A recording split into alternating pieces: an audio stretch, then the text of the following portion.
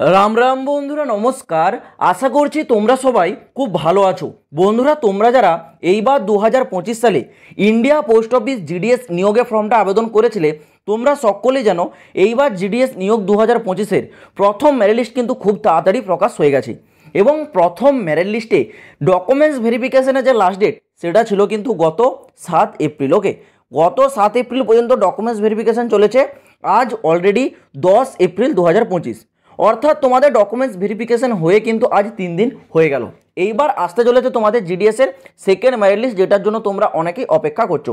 তো যারা second merit list নিয়ে অপেক্ষা করছো, তোমাদের জন্য তো সেকেন্ড মেরিট লিস্টের যে অপেক্ষা সেটা তো অবসান ঘটলই, সাথে সাথে একটা সুখবরও ছিল।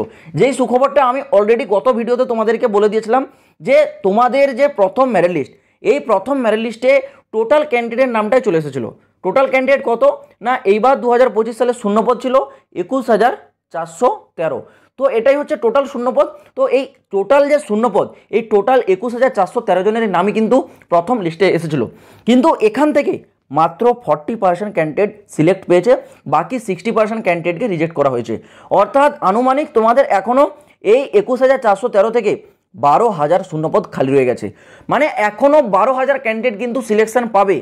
যারা প্রথম মেরিট লিস্টে চান্স পেয়েছে তারা কেবলমাত্র 10,000-এর মতো ক্যান্ডিডেট, 10,000-এরও কম, এখনও 12,000 ক্যান্ডিডেট কিন্তু তারা সিলেকশন পাবে যে আগামী লিস্টগুলো আসবে। তো এটাই হচ্ছে তোমাদের জন্য একটা গত ভিডিওতে আমি সুখবর দিয়েছিলাম।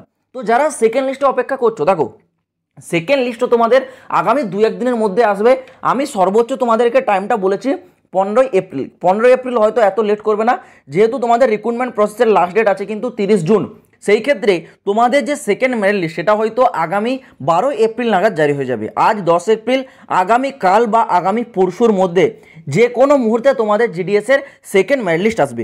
এবার সেকেন্ড মেরিট লিস্ট আসার সাথে সাথে কয়েকটা বিষয় তোমাদেরকে মাথায় রাখতে হবে। দেখো, জিডিএসের চাকরি মানে গুরুত্বপূর্ণ পার্ট হচ্ছে ডকুমেন্টস ভেরিফিকেশন।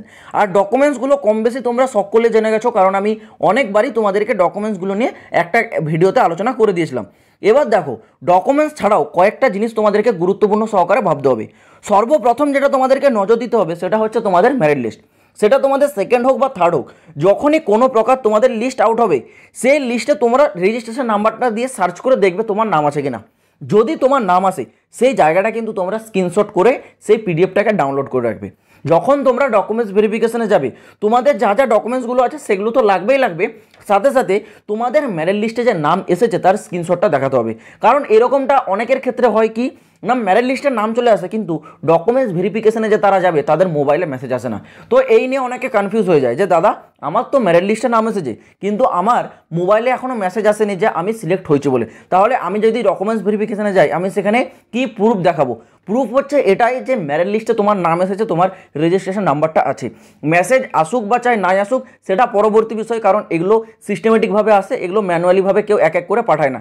সিস্টেমেটিক প্রতিটা তোমরা যে মোবাইল নাম্বারগুলো দাও সেই নাম্বারই মেসেজ অটোমেটিক কিন্তু সিস্টেমেটিকভাবে পাঠিয়ে দেয় যদি তোমার মেরিট লিস্টে নাম আসে। তো সেই ক্ষেত্রে কি হয়, সিস্টেমের কথা এর কোনো গ্যারেন্টি নেই, কোনো কারণে লেটও হতে পারে, হয়তো এতটাই লেট হবে যে তোমাদের ডকুমেন্টস ভেরিফিকেশনের ডেটটাও পেরিয়ে যাবে। সেই ক্ষেত্রে আমি তোমাদের একটাই কথা বলবো, সর্বপ্রথম মেরিট লিস্টে যদি তোমাদের নাম আসে সেই জায়গাটা স্ক্রিনশট রেখে সেই পিডিএফটাকে ডাউনলোড করে রাখবে। যখন তোমরা ডকুমেন্টস ভেরিফিকেশনে যাবে, ওটা কিন্তু তোমাদের প্রুফ হিসেবে দেখাতে হবে যে মেরিট লিস্টে তোমার নাম এসেছে, তার হচ্ছে প্রুফ এটা, সেটা দেখাবে। এবার ডকুমেন্টস কী কী লাগবে সেটা বলে দিচ্ছি। দেখো, ডকুমেন্টস তোমাদেরকে কি কি নিয়ে যেতে হবে সেই লিস্টটা একটু দেখে নাও, কারণ এই সমস্ত ডকুমেন্টস লিস্ট কিন্তু জিডিএস নিয়োগের যে অফিসিয়াল নোটিফিকেশান সেই নোটিফিকেশানে উল্লেখ করে দেওয়া রয়েছে। তো এক এক করে ডকুমেন্টসগুলো বলে দিচ্ছি, তোমরা দেখো অন স্ক্রিন তোমরা দেখতে পাচ্ছ। সর্বপ্রথম যেটা বলেছে সেটা হচ্ছে মার্কশিট।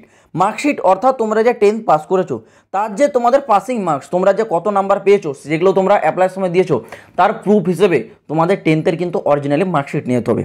এটা লাগছে তোমাদের আইডেন্টিটি প্রুফ। এবার আইডেন্টিটি প্রুফ হিসেবে তোমরা যে কোনো একটা গভর্নমেন্ট আইডি শো করতে পারো, সেটা তোমাদের আধার কার্ড হতে পারে, প্যান কার্ড বা ভোটার কার্ড, যে কোনো একটা হতে পারে। সেই গভর্নমেন্ট আইডি প্রুফটা লাগছে এখানে তোমাদের কি কাস্ট সার্টিফিকেট। এবার দেখো, এই কাস্ট সার্টিফিকেটটা যারা কাস্টের ক্যান্ডিডেট আছে তাদের জন্য, যারা ওবিসি আছে তাদের দেখবে সেন্ট্রালের একটা কাস্ট সার্টিফিকেটের ফরম্যাট হয়, সেটা লাগবে। যারা এসসি আর যারা এসটি আছে তাদের ক্ষেত্রে একটা আলাদা সেন্ট্রালের কাস্ট সার্টিফিকেটের ফরম্যাট হয়, সেটা লাগবে। অবশ্যই মাথায় রাখবে কাস্ট সার্টিফিকেটটা যেন তোমাদের হচ্ছে সেন্ট্রাল গভর্নমেন্টের হয়, এটা কিন্তু তোমরা মাথায় রাখবে। যদি তোমরা রাজ্য সরকারের কাস্ট সার্টিফিকেট নিয়ে যাও, সেই ক্ষেত্রে তোমাদের সেখান থেকে কিন্তু রিজেক্ট করে দেওয়া হবে। ওকে, এটা মাথায় রাখবে যেন তোমাদের কেন্দ্র সরকারের আন্ডারে কাস্টের সার্টিফিকেট চাই, তবেই তোমরা কিন্তু কাস্টের ক্যাটাগরিতে তোমরা পড়বে। পরবর্তী কি বলেছে দেখো, পিডাব্লিউডি সার্টিফিকেট। এটা যারা ফিজিক্যালি হ্যান্ডিক্যাপ মানে যারা শারীরিকভাবে বিকলাঙ্গ আছে তাদের যে শারীরিক বিকলাঙ্গের একটা সার্টিফিকেট হয় সেটা নিয়ে যাবে, তবেই তোমরা তোমাদের পিডাব্লিউডি ক্যাটাগরির যে রিজার্ভেশন আছে সেটা তোমরা কিন্তু ওখানে পাবে। তো সেই সার্টিফিকেটটা নিয়ে যেতে হবে। তারপর বলেছে ইডাব্লিউএস সার্টিফিকেট। এটা যারা ইডাব্লিউএস ক্যান্ডিডেট আছে তাদের জন্য। যারা ইডাব্লিউএস ক্যান্ডিডেট আছে তোমরা জানো ইডাব্লিউএস এর একটা সার্টিফিকেট হয় যেটাকে বলা হয় ইডাব্লিউএস ফাইন্যান্সিয়ালি সার্টিফিকেট। ইডাব্লিউএস এর এই সার্টিফিকেটটা কিন্তু প্রতি বছর একবার করে করতে হয়, এর ভ্যালিডিটি থাকে কিন্তু 1 বছর, অর্থাৎ প্রতি বছরে এপ্রিল মাস থেকে আগামী বছর মার্চ মাস পর্যন্ত কিন্তু এর ভ্যালিডিটি থাকে। তো সেই অনুযায়ী তোমাদের যদি আগের বছরের সার্টিফিকেট থাকে, এই বছরে যদি সেটা মার্চে তোমাদের এক্সপায়ার হয়ে যায়, সেই ক্ষেত্রে এপ্রিলে কিন্তু নতুন সার্টিফিকেট তৈরি করাতে হবে। তো যারা ইডাব্লিউএস আছো তোমাদের ফাইন্যান্সিয়াল ইয়ারের যে সার্টিফিকেট সেটা কিন্তু তোমাদের নিয়ে যেতে হবে। পরবর্তী বলেছে তোমাদের ট্রান্সজেন্ডার সার্টিফিকেট। এটা যারা ট্রান্সজেন্ডার আছে তাদের জন্য, যারা লিঙ্গ পরিবর্তন করেছে বা যারা ট্রান্সজেন্ডার, এটা তাদের জন্য হয়, এটা সাধারণ ক্যান্ডিডেটদের ভাবতে হবে না। পরবর্তী ডকুমেন্টস বলেছে তোমাদের ডেট অফ বার্থ প্রুফ। এবার ডেট অফ বার্থ প্রুফ হিসেবে তোমরা কী শো করবে, সর্বপ্রথম তোমরা আধার কার্ড শো করবে। যদি আধার কার্ড তোমরা শো করতে না পারো তাহলে তোমরা মাধ্যমিকের অ্যাডমিট শো করবে, সেখানেও তোমাদের ডেট অফ বার্থটা উল্লেখ থাকে। এই দুটোর মধ্যে যে কোনো একটা তোমরা শো করবে, সেখানে তোমাদের ডেট অফ বার্থ প্রুফ হয়ে যাবে। পরবর্তী বলেছে মেডিকেল সার্টিফিকেট। দেখো মেডিকেল সার্টিফিকেট একটা তোমাদের তৈরি করাতে হবে এবং সেটা যেন তোমাদের গভর্নমেন্ট হাসপাতাল বা তোমাদের গভর্নমেন্টের যে হেলথ যে আমাদের যে ডিপার্টমেন্ট সেন্টারগুলো রয়েছে সেখানের অন্তর্গত হতে হবে। অর্থাৎ একটাই হচ্ছে তোমাদের সিম্পল কথা, এই যে মেডিকেল সার্টিফিকেট এটা কোনো বেসরকারি হাসপাতাল বা কোনো বেসরকারি ডাক্তারের অনুমোদনে কিন্তু সার্টিফিকেট হওয়া চলবে না। এটা একজন সরকারি ডাক্তার যে সরকারের পারমিট নিয়ে ডাক্তারি করছে বা সে তার একটা রেজিস্ট্রেশন নিজস্ব সরকারের নাম্বার রয়েছে, সে যদি সরকারি একটা মানে রেজিস্ট্রেশন নাম্বারওয়ালা প্রাপ্ত যদি ডাক্তার হয় তবেই সে কিন্তু তোমার মেডিকেল সার্টিফিকেটের সাইনটা যোগ্য। তো সেই রকম একজন ডাক্তারের কাছে তোমরা কিন্তু একটা মেডিকেল সার্টিফিকেট তৈরি করাবে, সেই মেডিকেল সার্টিফিকেটটা লাগবে। মেডিকেল সার্টিফিকেটের ফর্মেটটা কোথায় পাবে সেটা আমি তোমাদের দেখে দিচ্ছি, তোমরা টেনশন নিয়ে নাও।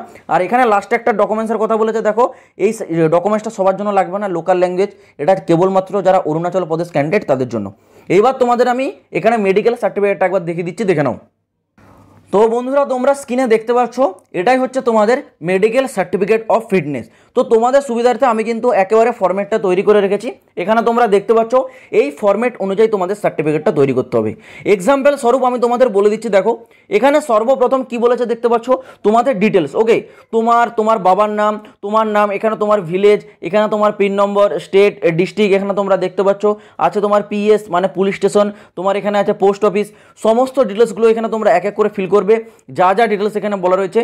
আর এখানে কি বলেছে দেখো, সিগনেচার অফ ক্যান্ডিডেট, তোমার নিজের যে সিগনেচার সেটা এই জায়গায় করবে।